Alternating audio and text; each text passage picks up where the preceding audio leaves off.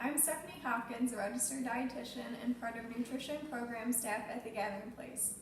While we're still at stay-at-home mode, we'll be sending you quick and easy recipes each week. This week, I want to go over how to build a balanced smoothie. Smoothies can be a tasty and convenient way to get in some nutrition when you're on the go or otherwise not feeling up to making more of a full meal. But in order to maximize those nutrition benefits, let's go through it step by step. First, you want to select your liquid base. Here I have selected some almond and cashew milk. You can pick water, your choice of milk or non-dairy milk. What you want to watch out for are any beverages that include added sugars. The American Institute of Cancer Research recommends reducing your added sugar intake. This is less than 6 teaspoons of added sugar per day for women and less than 9 teaspoons for men. So if you're looking at the product that you've selected, look on the new nutrition label where it says how many grams of added sugars are included. And the goal would be ideally 0. Next, you want to pick your fruit.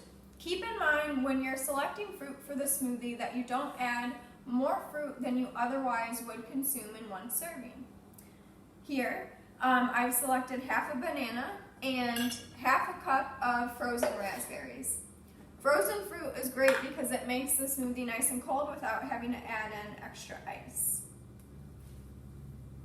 Get half of that banana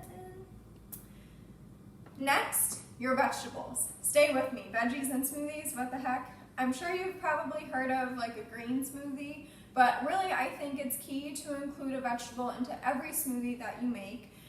This will provide a little extra fiber as well as antioxidant content. Today I'll be using kale.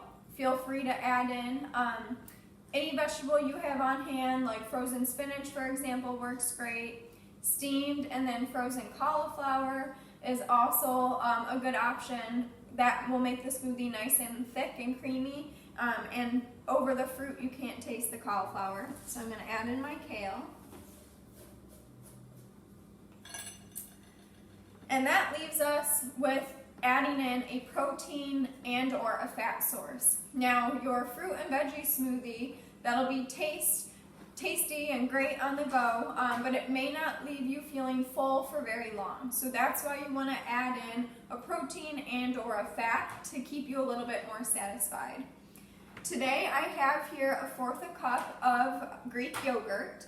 Now you can also add in silken tofu, that blends nice and well together, or you can use an oral nutrition supplement such as Orgain or Kate Farms in place of your liquid base.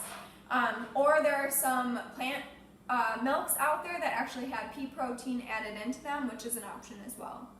And for my fat, I have a little over a tablespoon of peanut butter here. And I'm going to add in yogurt. To top it off, I'm just going to put in a dash of cinnamon, and we will blend that up.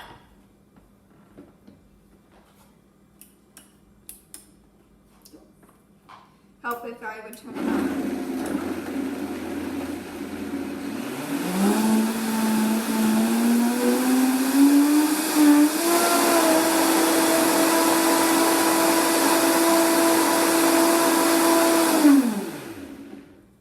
And I'll leave that a little bit blended in there. There you have it. For more recipe ideas as far as balanced smoothies go, please check out our website, touchbycancer.org. Thank you.